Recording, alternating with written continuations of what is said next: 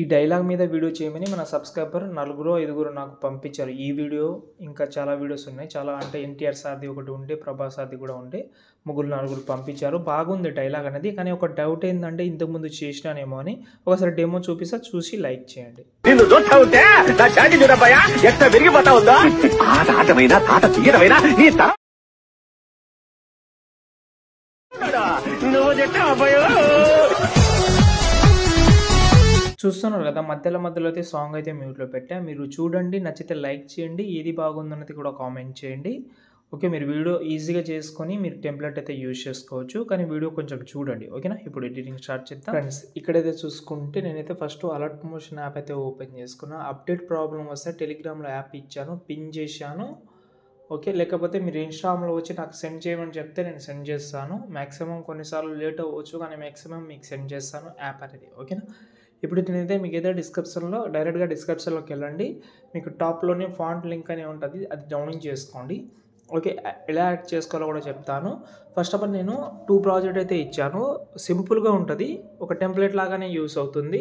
అందులో lyrical project open చేసుకోండి. Open చేసిన తర్వాత ఒకవేళ ఫాంట్ మిస్సింగ్ వస్తే ఏం చేస్తారంటే చెప్తాను. అది కూడా ఫాంట్ మిస్సింగ్ వస్తే నో ప్రాబ్లం రాని. ఫస్ట్ ఈ టెక్స్ట్ ఏదైనా ఒక టెక్స్ట్ సెలెక్ట్ చేసి టెక్స్ట్ సెలెక్ట్ చేసి ఇక్కడ మనకు ఎడిట్ టెక్స్ట్లోకి వెళ్ళండి.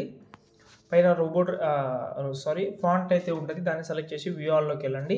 లెఫ్ట్ సైడ్ 3 లైన్స్ క్లిక్ చేసి ఇంపోర్ట్ ఫాంట్స్ మీద క్లిక్ చేసి మళ్ళీ ఇక్కడ 3 లైన్స్ ఉంటుంది.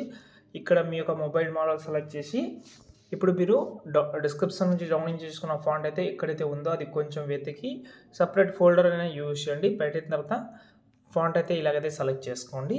ఫాంట్ అయితే సెలెక్ట్ చేసినారు కదా, ఫాంట్ అయితే యాడ్ అయినా అవ్వకపోయినా నో ప్రాబ్లం. ఇప్పుడు మనం ఏం చేద్దామంటే ఒకవేళ యాడ్ కాకపోతే ఈ లిరికల్ని డిలీట్ చేసి ఈ లిరికల్ ప్రీసెట్ని డిలీట్ చేసి మళ్ళీ ప్రీసెట్ అనేది ఇంకోసారి ఇంపోర్ట్ చేయండి. ఆ ప్రాబ్లం అనేది మీకు రాదు, అన్ని దానికి ఆటోమేటిక్గా రీజనరేట్ అయితే అయిపోతుంది ఫాంట్ అనేది, ఓకేనా? ఈ ట్రిక్ అయితే చాలా వర్కౌట్ అవుతుంది, ట్రై చేయండి ఒకసారి, ఓకే? ఇప్పుడు నేనైతే లిరికల్ అయితే ఓపెన్ చేసుకున్నాను. లిరికల్ అయితే బాగానే ఉంది. ఒకవేళ ఇంకా ఏమైనా సంథింగ్గా మీకు నచ్చింది, ఇంకేమైనా కొంచెం కొత్తగా ట్రై చేద్దామని అనుకుంటే ట్రై చేసుకోవచ్చు, నాకేం ప్రాబ్లం లేదు, ఓకే?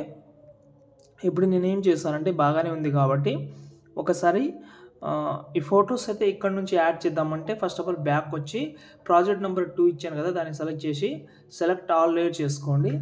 సెలెక్ట్ ఆల్ లేయర్ చేసిన తర్వాత కాపీ 8 లేయర్స్ ఉంది కదా, కాపీ 8 లేయర్స్ అయితే చేసి మనం లిరికల్ ప్రాజెక్ట్ అయితే ఓపెన్ చేద్దాం.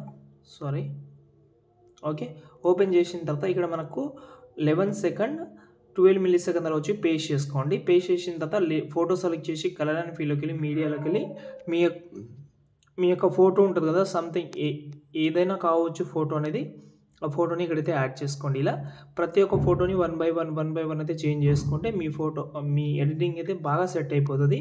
ఒకవేళ ఫోటో అడ్జస్ట్మెంట్లో కొంచెం ప్రాబ్లం వస్తుంటే మీరు మీ యొక్క ఫింగర్ తోటి ఇలాగైతే అడ్జస్ట్మెంట్ చేసుకోవచ్చు, ఎందుకంటే ఇందులో కీ యానిమేషన్ ఉంటుంది. ఓకే, మీరు మళ్ళీ మూవ్ అండ్ టాన్స్లోకి వెళ్ళి ఇలా జరిపితే ఆ లుక్ అనేది బ్యాడ్ అయిపోతుంది. కాబట్టి అడ్జస్ట్మెంట్ చేసేటప్పుడు కొంచెం పర్ఫెక్ట్గా అయితే చేయండి, బాగా సెట్ అవుతుంది. ప్రతి ఒక్క ఫోటోని చేంజ్ చేసుకోండి. ఈ ఎఫెక్ట్ అనేది ఇంతకుముందు నేను యూజ్ చేసిన, ట్రై చేయండి. ఇప్పుడు ఇంతే, ఈ వీడియోని మీరైతే ఈజీగా సేవ్ చేసుకోండి. జై హింద్.